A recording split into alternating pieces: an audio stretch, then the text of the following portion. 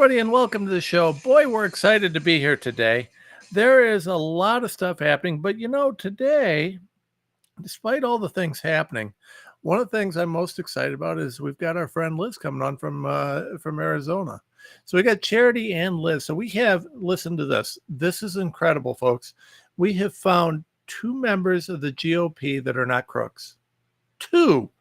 We're up to two. Charity kept promising me there was more than one. I was just sure, but I didn't realize Liz is also a national committee woman. So we've got two GOP members that are officially not crooks. We're winning, almost there. Anyways, now we're going to find out, and this is really important. It's really important because is there a state on the planet that more symbolically represents the fraud and the corruption we see with the elections and everything else? I mean, just it's craziness. It's craziness. The election fraud was monumental going 2020, 2022, 2024. It's just nonstop. But it's really represented there.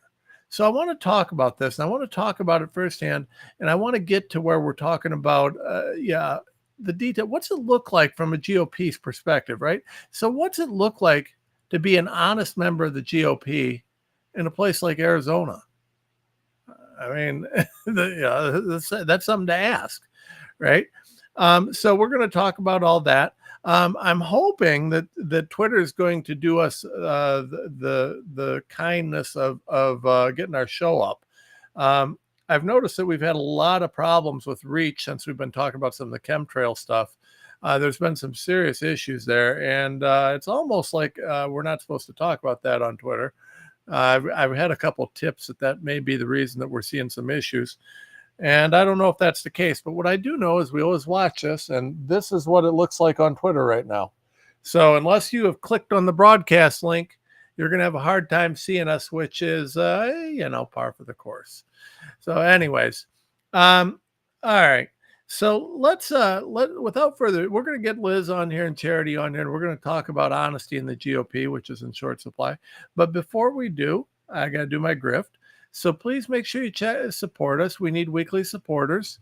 GiveSendGo.com/RensLaw. GiveSendGo.com/ weekly, monthly, whatever. We need supporters who are there all the time. You can find us right here, GiveSendGo.com/RensLaw. But we need you to sign up. Just support us every month if you can.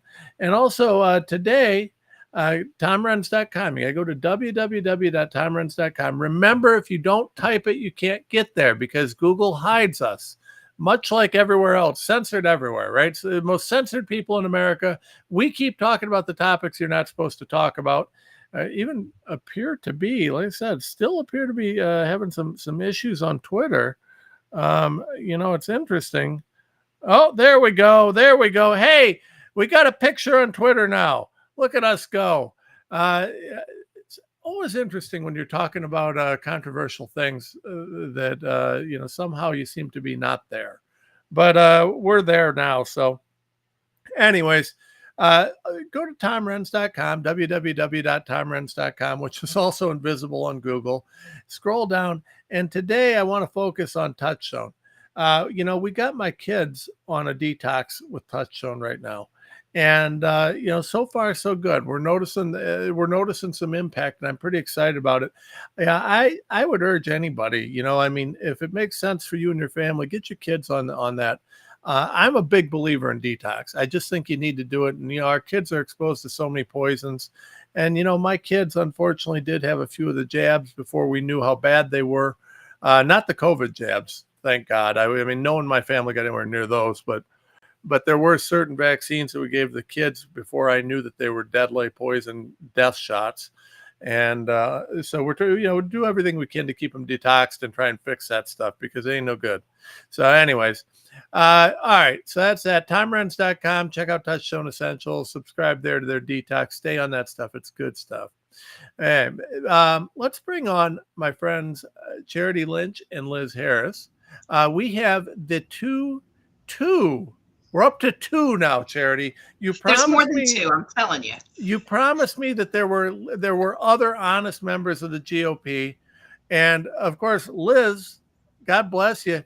You've not only been honest, you've been an absolute warrior on this stuff to the point where I mean, you've been through absolute hell down there. Be honest and GOP don't go well together in Arizona, save for a few guys. I mean, we got my buddy Mark Fincham down there. We got what's Seth's wife's name? She's Rachel. Rachel. Yeah, we got Rachel down there. I mean, we got some great people down there, but I mean, there's some real issues down there. Am I wrong about this? You are completely correct. And I would agree with Charity. I think at the national GOP level, I think about a third of us. Would you say, Charity, about a third of us incoming? I think, yeah. You have 47 new members out of 168. I think the country is sending a message. Isn't that so symbolic? 47. There you go. Well, hey, you know what, though? That's really critical because I don't think we can say enough about that. So I want everybody to understand. You say, well, why is it so important? Why am I always so excited about Charity's work and Liz's work, too, for that matter? Well, because at the end of the day, the GOP has a ton of control, a ton of power. If the GOP is telling you we're not going to back you if you don't support this or don't support that, well, a lot of candidates, they're not going to fight with the GOP. They're not going to fight with the party infrastructure. I mean, you guys really do have a lot of influence over the direction of the party, right? Right. So it's not just the power, it's the money. They have the money. And if you look at the amount of money that they raised for election integrity since 2020, it's a huge amount, just a huge amount. And one of the things that Charity, I wanted to talk to you about this because I haven't talked to you about it. Did you see that they put us both on the grassroots committee, which is great, but they did not put us on the election integrity committee? Isn't that interesting? I noticed that too. Very interesting. Wait a second. So two of the most well-known, outspoken election integrity people on the planet, and y'all aren't on the election integrity crew? No. Correct. Yeah, but we are on the grassroots, but still, yeah. I mean, do we? So this is where guys like me come and say, well, you want to know why I say there are no honest members of the GOP? Because if they were honest, they would I would have appointed you as the head of that, Liz, with Charity as VP, and just laughed. Yeah. I don't, this is so difficult for me because the person that they did make the chairperson of the temporary election integrity committee is Gina Swoboda, who is from Arizona. She's the Arizona chair. Okay. And I don't necessarily want to go into a Gina conversation, but I can tell you I did run someone against her because I understand that Gina does not stand for election reform in the same way that Charity and I do. Well, and here's the thing. I hear what you're saying there, and I appreciate the situation. I understand, you didn't come right out and say she's an evil wench, but you did. But here's the thing. We have less than 2 years. If Congress is not read in the 2026 election, Trump's agenda is done. It's already barely hanging on by a thread. And much to the chagrin of the people watching on Twitter now and elsewhere, everybody wants me to tell you, yay, the world's great, Trump's here. No. Have you seen the judges smacking down everything he's doing? Have you seen Congress sit on their hands and not do a damn thing about it? Have you seen us? I mean, listen, Trump himself and Musk, machines, they're great, but it's not getting done. There are 0 major prosecutions that have occurred anywhere. We don't have the Epstein list. There's nothing happening. Congress has passed nothing other than a continuing resolution that kept the spending at the same rates Biden had them. And we've lost a lot of court cases. Now, there's a lot of people who, they booted out of the federal government. And like I said, where Trump has had authority or ability to get things done, he's done it. But we're not moving that quick. And we've got to get some people who are going to take some really serious steps. We don't have time to dink around with half measures and play PC on this stuff. It's time to either win and get accountability or lose everything, because the bad guys are just waiting right now. They're just holding time. You guys agree with me? 100%. Of course. I will say that the RNC did put a lot of effort towards the election integrity, and I think that they made a difference in this last election with what they For the did. president. It was impressive. But I agree. When you look at some of the picks, you're like, I don't really understand what they're doing. Liz, what did you think? Did you see what Debbie Georgatos wrote? We have a chat where we have some Patriot RNC members that talk with each other. But Debbie Georgatos in Texas suggested wiping all of the election rolls clean after every presidential election. And then you have to go register to vote every 4 years. Like, the more I think about it, I love it. So I had a conversation back in early 2021 with a prominent an election attorney here in Arizona. And he said it's not possible that you'll see so many court cases because they don't want to do anything to disenfranchise voters. I mean, if you look at certain states, they know that you've moved out of state and they keep you on the voter roll just in case you move back into the state. So I think what she suggested, I think, is going to be very difficult. And the thing that I understand Mike Whatley had his 3 points on, protect the ballot, get out the vote, etc. The thing is that the RNC is not talking about taking us down to 1 day of constitutional voting. And the other thing that I'm going to explain about the voter rolls, because I'm very deep into this, in the weeds, is you got to understand that, all right, so Arizona, we have to register to vote a month before the election. We don't take same day voter registration. But understand that a day before the election, people can be changed from inactive voter to active, and the majority of us would have no way of knowing that happened. So there's all types of games. So the voter roll is very, very dynamic. It's never static. It is changing minute by minute by minute. So that's why when we look at 1 day, 1 vote, and so in Arizona, we have everyone who's eligible to vote will know a month ahead of time. We go, even though it sounds like it's 19th century, we go back to the actual poll books and we have a printed copy and we vote at the precinct. Smaller precincts, you have to have photo ID, and then you do the paper ballot, hand count, and that precinct calls in their centralized numbers. Well, that is truly the way we're going to have election reform.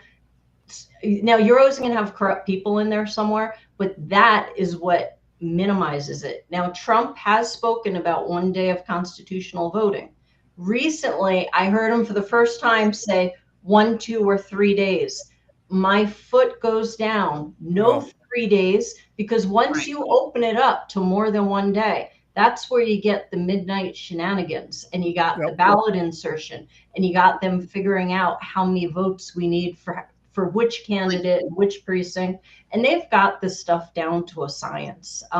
I do believe that the voting shenanigans, they've been around forever. I know in Arizona, the first time I sensed it was 2018 when we had a Republican governor, Doug Ducey, win with Democrat Kyrsten Sinema. The spread was just too large. And the same thing happened in 2024. So even though they delivered President Donald J. Trump to us, they cheated down ballot. And I think everyone knows, not just in Arizona, but across the country. Well, there's no question about that. But you know what? Here's the problem. Let's talk about the thing that nobody wants to talk about. You have corrupt officials on both parties that are benefiting from this. The real reason that nobody's doing this is the Republicans want to be able to control their primaries. They want to be able to control. The Republican Party is not. You guys are the key. right? So you two ladies are the key. We have to retake the Republican Party and right. get rid of these leeches that are living just the worst type of swamp creatures that are facilitating this. I mean, this is being facilitated across the country. I mean, everybody knows Mitch McConnell's a crook. I go to Kentucky. Nobody likes Mitch McConnell. Nobody. Yet he was there forever, right? That's not and it's like the number of people I could list traveling around the country. Hey, why do you guys have this scumbag as your elected rep? Oh, we can't do anything about it. That's why. What do you mean you can't? Primary him. Get him out of there. The Republicans won't do that. So, I mean, there's control and it's power, it's money, and it's corruption on both sides. And this is the foundational issue that nobody wants to deal with. You cannot have more than 1 day voting. If we have more than 1 day voting, we will not have honest elections. I mean, I think it needs to be paper, same day, all these different things.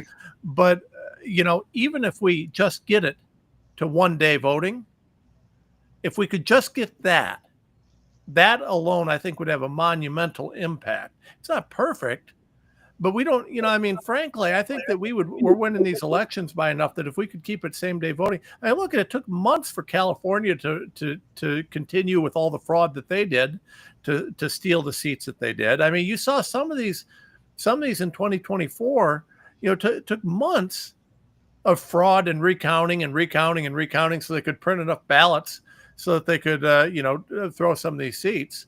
I mean, but the problem is, the RNC did a great job with Laura Trump for Trump, right, but they didn't do a damn thing for anybody down ballot.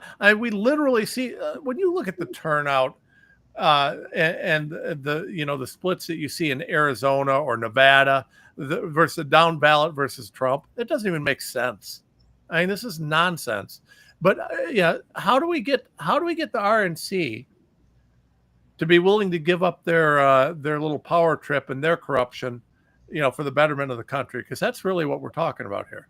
Can I answer that, Charity? Go ahead, Liz. Okay. So I mentioned earlier, I feel there's about 1/3. So the RNC board, we don't even refer to ourselves as the RNC board. We refer to ourselves as the 168. That's the magic number. We're a special club. I feel so good.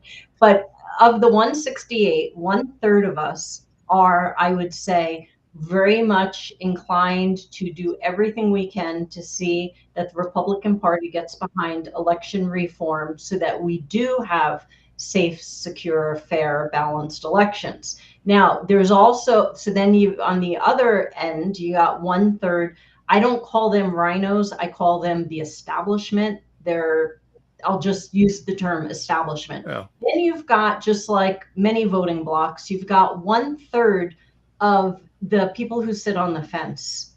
Yeah. So I think if we could do if Charity and I and others can do a great job of convincing the people who are on the fence to look at what's happening in the state of Arizona, look at the signature mismatches, look at the phantom voters, look at in Arizona, there's a lot coming out about illegals being placed on the voter rolls, but what they're not talking about is a lot of times it's not the illegal alien, not citizen, the illegal alien voting. It's the mechanism. It's the system that votes for them. They don't even know they're voting. And we found that on the canvas that we did back in 2021. So if we can get that like center slice of the pie of the 1/3, they sit on the fence, they're kind of squishy. If we can get them over to understand what it is that's really a problem, and that once we correct the elections, I hate to say once we fix the elections because they're already fixed,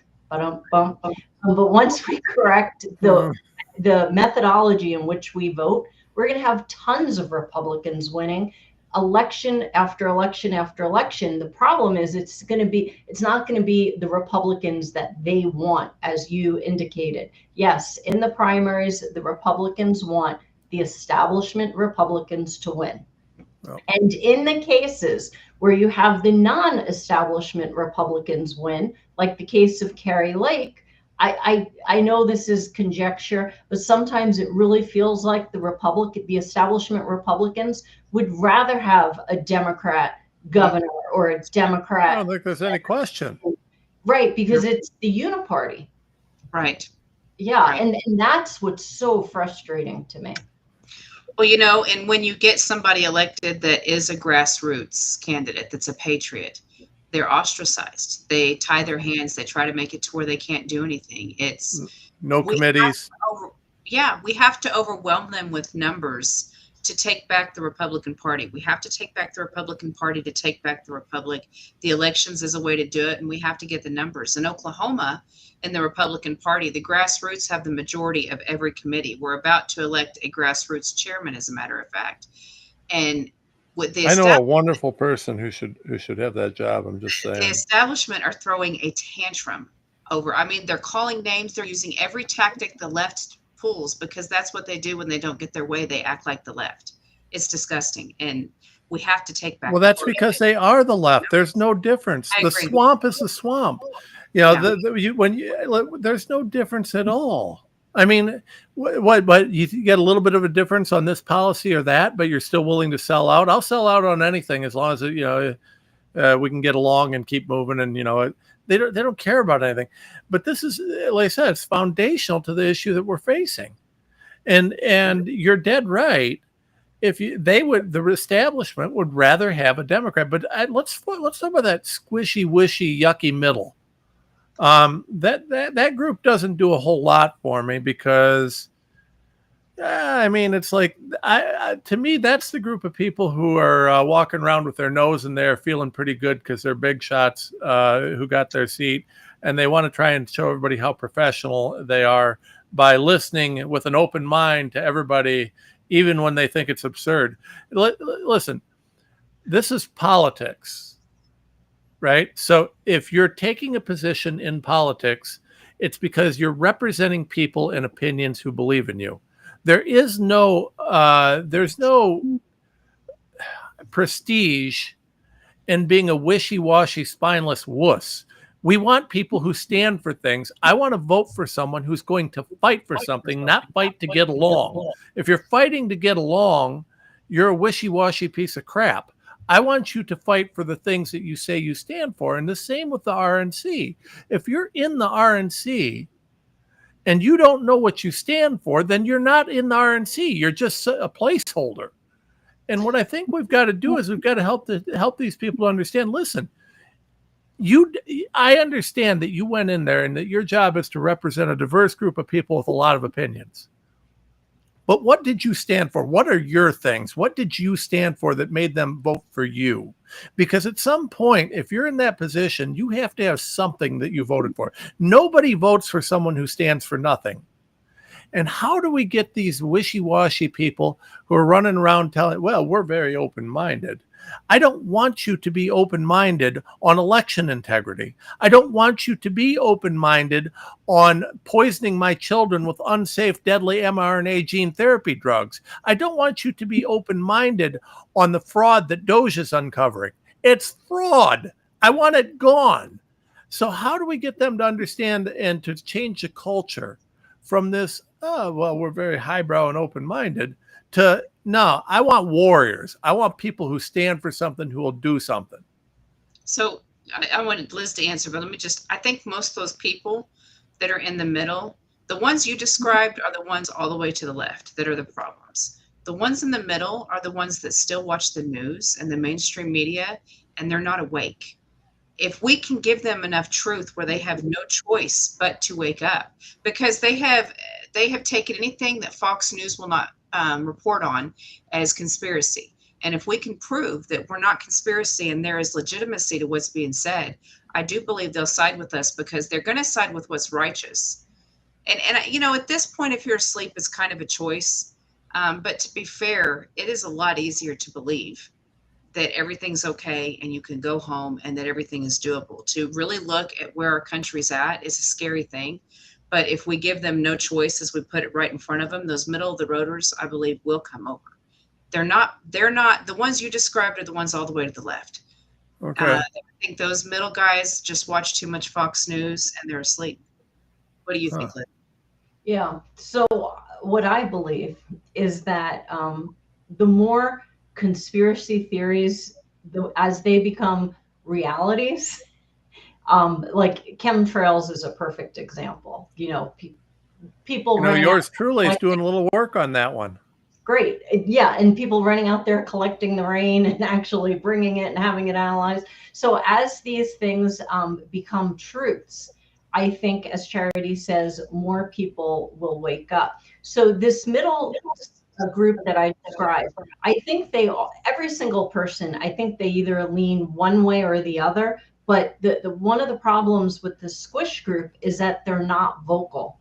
So we might have people that completely agree with Charity and I, but they don't want to say anything about it. But those days are over. You have to pick a side, because when they don't say anything, what happens is the establishment class wins, because they might be influential people, but when you're quiet, everyone thinks, well, they don't know what to think. So I guess that 1/3, I'm asking them to actually be vocal, pick a side, and then, we'll see how you do in your next election. Do people really want election reform, and do people really want the issues with the RNC to be corrected, or do we want same-o, same-o? Well, I am 1,000% in favor of that. I'll take the enemy I know over the spineless coward that's going to stick a knife in my back any day. That's but that's what we're talking about. And let me add, one of the things at the RNC that I think it was immediately before Charity and my time, but was the secret ballot. So there were people who wanted the secret ballot. And then there are people like me. No, I don't want a secret ballot. I want people to know what your vote is. I want people to know how you voted. And that's another important thing. So secret ballot in our regular day-to-day elections, but when you're representing someone, can you imagine if in Congress everyone had a secret vote? That would be horrible. And the same is true for the RNC. All of our votes should be public. Yeah, 100%, 100%. So, I mean, let's do a case study, right? Let's do two. We got two of them we can do here, right? So we've got an honest GOP warrior from Arizona and an honest GOP warrior from Oklahoma. Now, Oklahoma is purportedly the reddest state in the union, right next to Missouri. Neither of which are really all that red, but they try to. The people are, but the states are not so much. And then you've got Arizona, which is definitely more purple, but where you've got a warrior class, a little more purple than Oklahoma. I mean, you guys are definitely red in my opinion, but I think you're more purple than Oklahoma. Oklahoma, I mean, I can't schedule events on Wednesday because it's church night. Bible Belt. He's so mad about that. It's the Bible Belt. You cannot do Wednesday or Sunday. Everybody's in church, and they'll talk bad about you. You can't do it. I've never heard that. That's crazy to me. I mean, I'm from Ohio. We're hillbillies here. So, but we just talk to God every day, so we don't worry too much about what day, where you're at to do it. But anyways, let's compare. So you guys have both fought back, right? So you got two grassroots warriors, two ladies who have taken a stand, who have been outspoken, and both of you have taken a beating for it. What do you guys tell me a little bit? Let's talk a little bit about what you guys have dealt with for fighting back, because I want people to understand, and I want to focus on the RNC blowback, because we need to fix. I want to support the RNC. I want to be able to stand and say, man, I'm proud to be a Republican, but I can't because I'm not. I'm proud to stand with people like you two. I'm proud to support the party of Lincoln. I'm not proud to support the party of Cassidy. I'm not proud to support Dan Crenshaw or Mitch McConnell, or pick your piece of garbage that really belongs in a barrel at the bottom of the ocean somewhere. I want to. So let's talk about it. What happens? Now it's changing. And that's something we should talk about, changing for the better, because you're both in the positions you're in and we're moving in the right direction. So we want to acknowledge that, but let's talk about what that looked like. Let's talk about that fight, because frankly, I think you're both heroes. And you're the kind of unsung heroes that don't get the credit that you should be getting, because nobody really realizes how bad it was fighting back. So let's talk a little bit about your past experiences, compare contrast. Well, I think Liz she has been more seen than I have been. A lot of the work I've done was like with frontline doctors as a paralegal, so I never had the mic until towards the end. And and in Oklahoma, as you know, they've done stuff like the establishment brought in this guy that spent a week going around the state talking negatively about me. They had a whole presentation. Yeah, he was a weenie. He was. We found out he's a crook. Honored to be a part of that, right? And so I get a lot of that kind of thing. But I know Liz has a lot more feedback, because I Googled her before I met her, and I was like, "Ooh, her and I are going to get along," because they hate her. I love it. I was like, they're like, "She's a conspiracy theorist. She thinks this. She thinks that." I'm like, "Oh, I'm going to like her a lot." Yeah. And so I called her before the first meeting, but we were well, Liz, I'll let you speak to the RNC part of it, because I think you've had more pushback than I have. You're more visible. Right. So, I just want to let people know that the pushback on me actually started before I truly realized elections were an issue. And the pushback on me started back. This is kind of acute.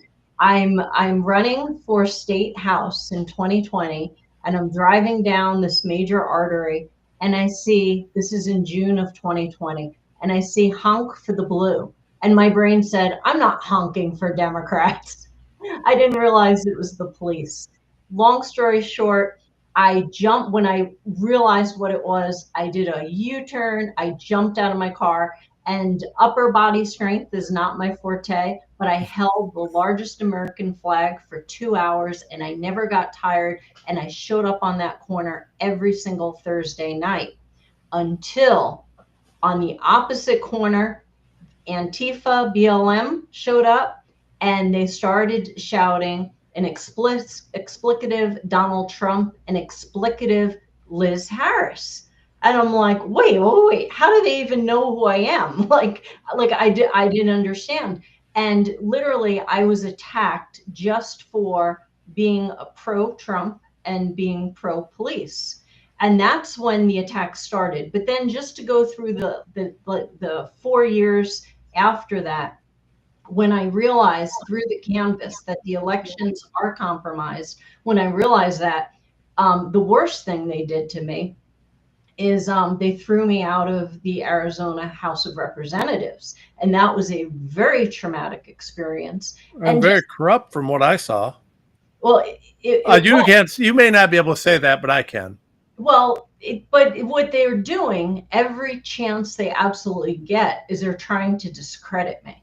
So anything that I say, they will spin, twist to discredit me. They'll discredit the canvas. They'll discredit, like them throwing me out of the state legislature. I still don't understand, because they gave me like a dozen reasons they were throwing me out, all untrue. But one of the biggest things that a lot of people come away with, oh, Liz Harris lied. And the problem is I didn't lie. Honest politician is an oxymoron. That is what the problem is. And until we get the state, House, Senate, until we get Congress, both the House and the Senate, until we get less swamp creatures out, I don't understand why anyone in their right mind would want to run. Because when you're 1 against 89 people, it's very difficult. And my odds weren't that bad. But even when the Freedom Caucus here in Arizona stepped up to say, no, we are not expelling Liz Harris, they didn't have the numbers. And to let you know how seriously I took that job, this morning someone called me Representative Harris.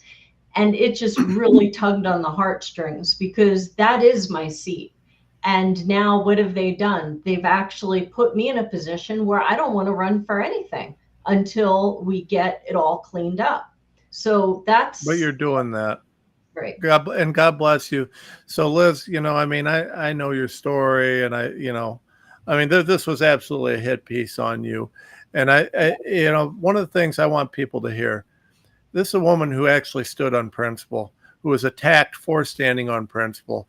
And you can say anything you want about it. This was absolutely a political hatchet job because you were doing what you did. But without people like you who did what you did, who were willing to fall on the sword.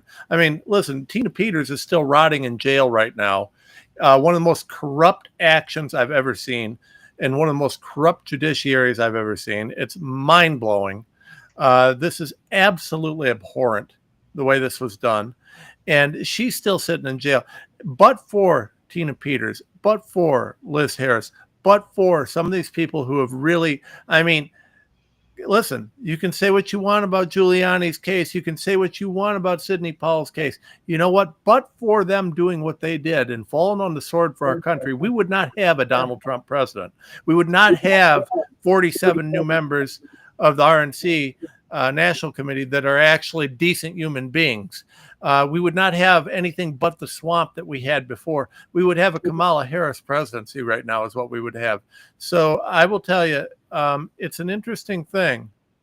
We watch and the parallels between what you did on election and what I was doing in the COVID fight are monumental. There's so many. And as I went through, because in 2020, when you guys all started fighting on that, and I was a noob, I'm a nobody little town from Ohio doing my thing at that point. And, I'm fighting on the COVID side, and we started seeing a lot of success.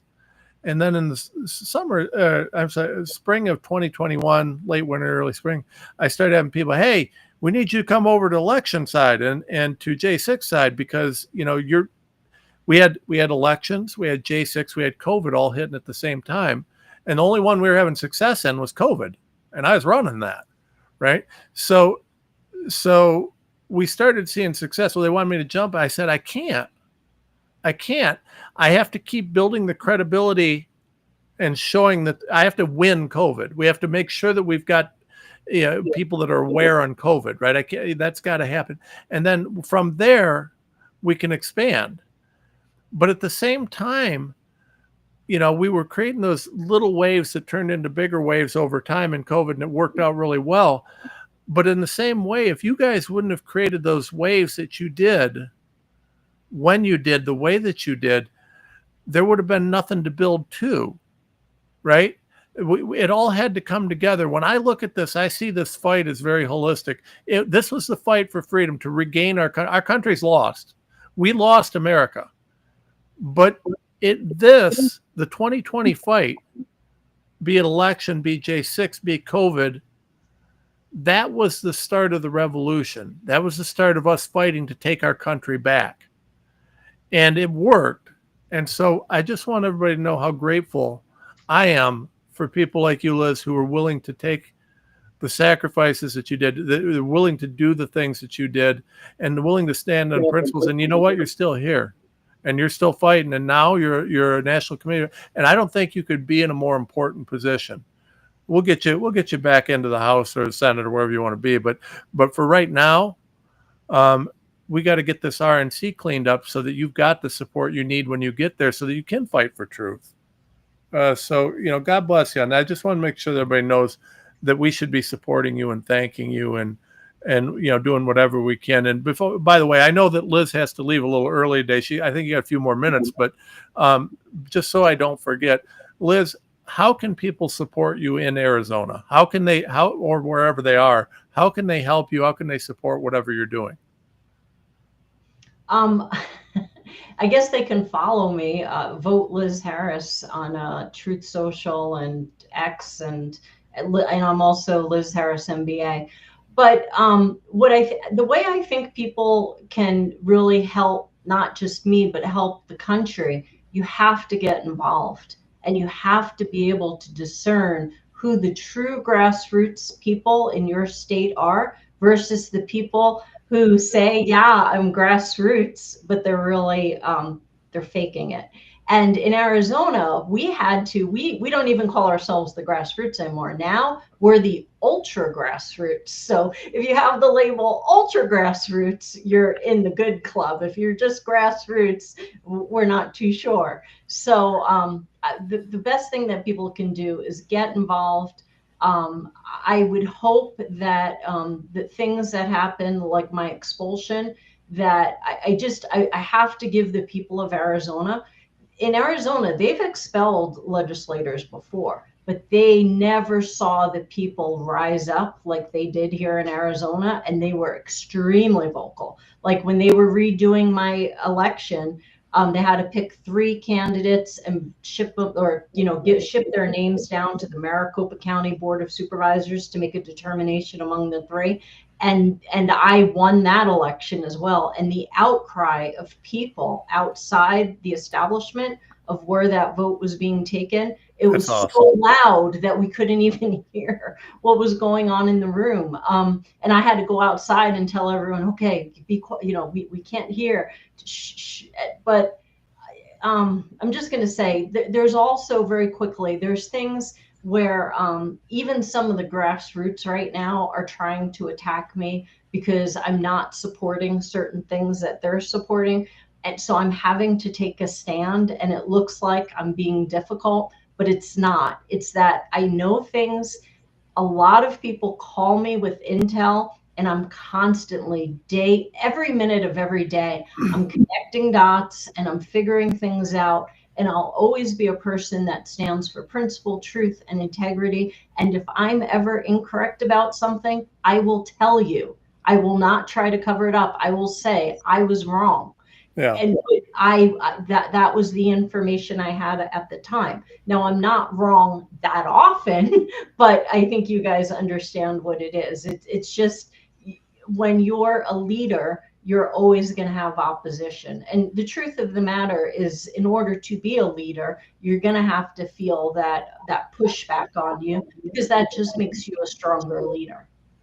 Well, and I'd love both your reaction to this. So I had 2 speeches on Saturday that I gave, and both were I would say ultra grassroots. They're our people, right? Our people, good people. And it's interesting because you go into those rooms, and one thing that you see is it's very representative of America. Now, it's funny to me because the Democrats say they like diversity, but they don't actually like that. If your opinion isn't the same as everybody else's, they hate you. Now, you go into one of these rooms, and I'm going to tell you, if you got 500 people in the room, there's 500 different opinions on everything. And every one of them are rock solid in their convictions. The people who are grassroots, they're not asking you whether you think they don't care what you think. They know what they think. Now, I think that's an amazing thing. And I think that diversity of thought and opinion is one of the most foundational and strongest parts of what we've got. But I would say to your point there, Liz,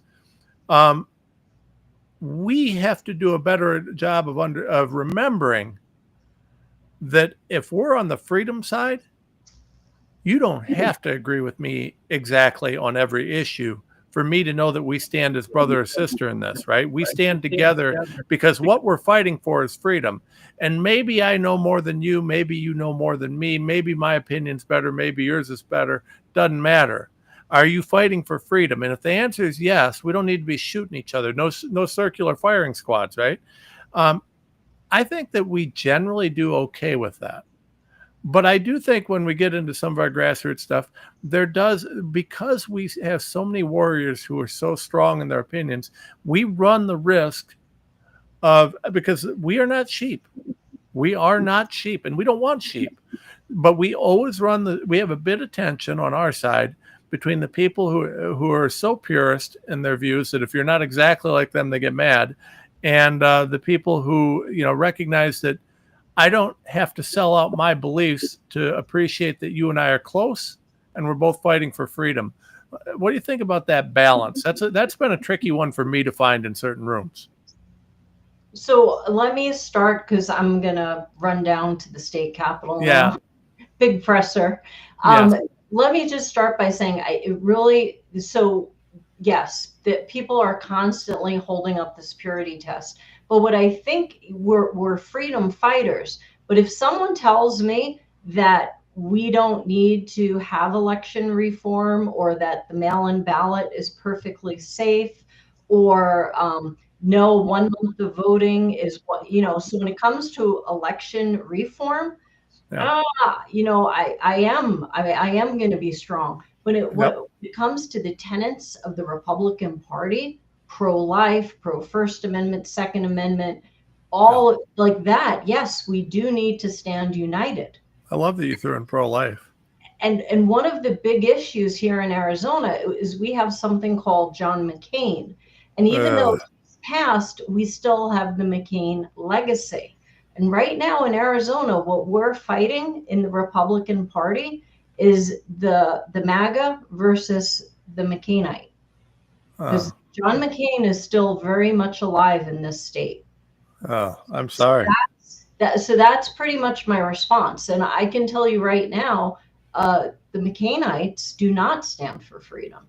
No. Well, he never did. He was trash. I didn't like him at all. He was a terrible, terrible senator, and yeah, he was a rhino. He was just, I mean, he was a warmongering sellout. I just didn't like him. So, anyways, well, Liz, I'm very grateful for you joining us. Thank you for taking all the time. God bless you. If we can help you in any way in Arizona, we are 100% in. Y'all need some help down there on certain things. Is Katie Hobbs in jail yet? I mean, anyway, but anyways, anything we can do. Thank you for joining us. Thank you for fighting. You got our support, our love, our backing. Anything we can do to help you with anything down there, don't hesitate. Thank you so much. Thanks, Liz. Have a great day. Bye-bye. Okay, there's Liz Harris. She's awesome. Yeah, that's awesome. So, Charity, that you proved me wrong. I'm bringing more. There's more coming. I'm telling you, there's more. It's true. If we can just start solidifying the GOP in a few states, though, where we get rid of some of the rhinos. And I'll tell you, I think that if we really, truly took over maybe 1 or 2 states, and what I mean by take over is I want 1 or 2 states that are truly through and through from top to bottom MAGA. That's right. Okay, 100%.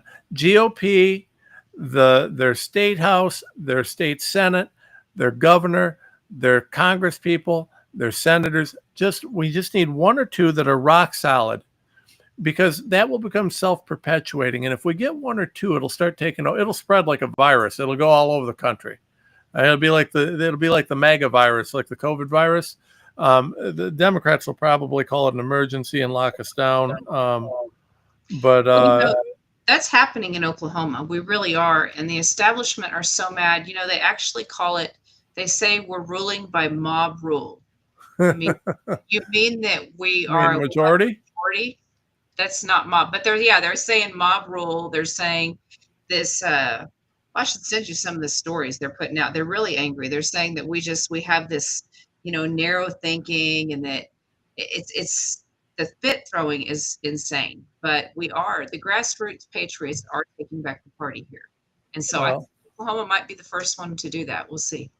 Well, I mean, I might go to church with them on Wednesday if they're able to do it. Got the majority of every committee right now as it stands. We really just need the chairman's seat, and I think we'll have it pretty well completed. Yeah, well, you guys got to do that. I hope we definitely need to see the Oklahoma GOP led by an Oklahoma GOP leader that actually cares about Oklahoma GOP issues. I mean, right now you got too much nonsense occurring down there. And yeah, too much corruption. I mean, the stuff that came out about the money issues and this issue and that issue. I mean, your GOP chair needs to go, and he needs to go yesterday, in my opinion. He's the most. I've never seen a worse leader in any organization ever than the Oklahoma current chairman is. There is no transparency. There's no. I mean, even just the way he talks to people, he is the most disrespectful, I've never seen a worse leader and I've worked in small businesses, large businesses. Oh, you've worked with me. I've worked with you. Yeah, anyway, he is definitely by far, and it's unreal because he voted very conservative when he was a senator. He was one of my favorite senators, and so Well, it you just can be goes a to great politician doesn't mean you're a great GOP. I mean, it's like yeah, just or a leader, right? yeah, you just being good at one thing doesn't mean you're good at everything. I mean, it's just Well, you have to be somewhat compromised, I would think, to do things like not allow the budget committee to see a bank statement or credit card statement. I mean, I there's a think that problem goes when that's beyond. happening. There's no Absolutely. question.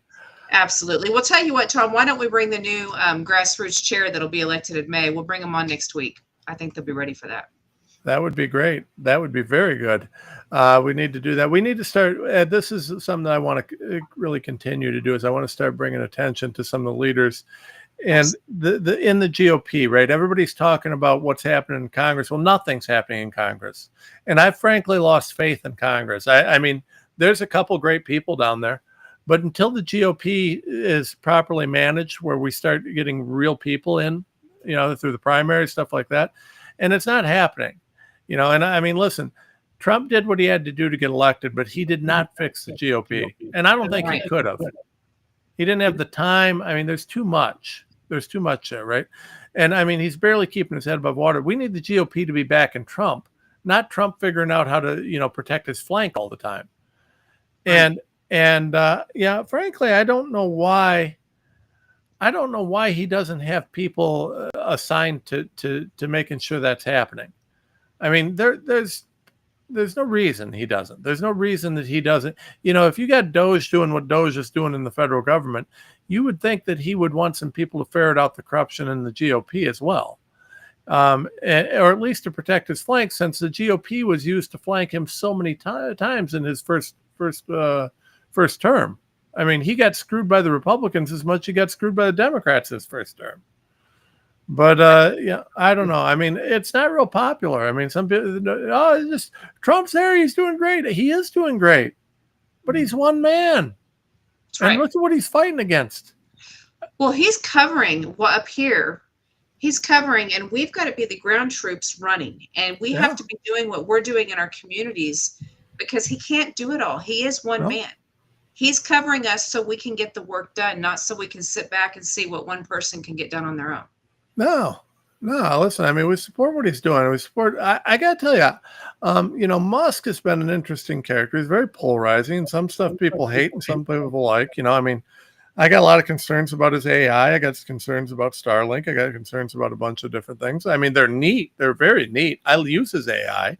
I use these different things, but they're very problematic. But at the same time, what Musk has done with Doge is downright golden. I love it. I mean, we need that stuff, and we got, but we've got these guys that are doing great things, and they're opening the door. But I mean, you see, hundreds of billions of dollars of outright fraud in our federal government. It's not even making the news. Nobody's talking about it. It's just like, another 50 million for condoms in Afghanistan. I mean, it's insanity. Well, it shows how corrupt the people expect it to be, that it's not even making news, which part of it's the news ignoring it, but part of it is we expect it, and that's disgusting. It's absolutely unacceptable. We need to demand more, a lot more. I mean, absolutely. We've got to get back to we the people. You were talking about your troubles on X. Speaking of Grok, did you realize that Musk, I read on the Vigilant Fox over the weekend, did Musk sell X to Grok? He did. So he owns XAI, which is the Grok thing. And, Twitter was his company as well. So he sold his one company to the other, which is, that's not a... No, there could be a lot of good reasons to do that from the business perspective. I don't know. But what I do know is, that to me, I don't see any issue with that. I mean, we all know that, the AI is going to run Twitter. The AI is going to run all this stuff. I mean, the AI is going to be running the world, whether we like it or not. The question is whether or not, that's going to result in extinct humans. I guess we'll find out. But We're back to the Terminator movies. So I didn't mean to go there. I just thought it was funny when I read that. I thought, well, that's humorous. I thought of you immediately because of how you like to fight with Grok. oh, I do. Well, I mean, so it's interesting because Grok and any of the AIs, and I'm a tech. So I grew up. Dad was for anybody who doesn't know, my dad was an engineer, and I grew up in tech. I don't do tech. I don't want to be a techie. But I know a lot about it, and I grew up in it. I'm very comfortable in engineering and science and that sort of stuff. And so I spend a lot of time looking at all these different AIs, and every one of them is biased. Every one of them, including Grok. Grok is not unbiased in any way, shape, or form. And not only is it not unbiased, but right now it has a lot of problems, right? It's not correct. So one of the things that you've got to do is I keep finding new and creative ways that Grok makes mistakes and then tells you it's not. So Grok will lie to you. Grok will say, no, it's not a lie. It's this. No, but it's a lie, because if you tell me you're going to do something and then you don't, it's a lie, right? So Grok will, one of the things I would urge people, there's things you got to know about Grok. Like Grok is great. Research is phenomenal, does an incredible job of digging things out. If you ask it to cite thing, 90% of its citations are wrong. If you ask it information, it will give you the wrong answer based on the mainstream unless you fight with it to get it to give you the truth. Now, it will eventually get to the truth, but remember, Grok is an AI, and it only knows the truth that's presented to it. So when you crap in, crap out, and most of what Grok reads is mainstream. So it gets crap in, so crap comes out. But I mean, there's a lot of issues there, and it'll be an interesting thing to see where that all goes. But, so anyways. Before we go, oh no, now I'm a little nervous. What did you want to bring up? You know what? I think I'm going to give you a pass. I've got a very, very wildly off-color, terrible video I found on everybody's favorite musical superstar, Lizzo, and I'm just gonna let it pass. Yeah. I don't know if the screen's wide enough to play it anyway. So I don't get that. Okay. I'm sorry. All right. Hey, everybody, make sure you support us, TomRenz.com, www.tomrenz.com. While you're there, check out Touchstone Essentials. You need to be on detox. Get your kids on detox. You should definitely, you subscribe to that. You just keep it. You get exposed to about 80,000 toxins every day. You need to be on a regular detox program, and your family does too, especially your little ones, because they're little. A little bit of toxin goes a long way. And also givesendgo.com/Renslaw. And then also don't forget, while you're there, go to the Freedom Brigades, support the Freedom Brigades, support charity. If you're in Oklahoma, gear up. We got to get rid of your current GOP chairman, find someone who doesn't suck. That needs to happen pretty quickly. And he's not running again, but his right-hand man, his executive director, is. So it's his heir. So basically, I mean, yeah, you go from the crap to the toilet paper. I mean, whatever. It's none of it's good. So we got to get rid of that. We got to make sure we get someone good. We got to get some grassroots in there, ultra grassroots. I like that. And we'll see what happens there. But thanks everybody for listening. Charity, thanks for being here. And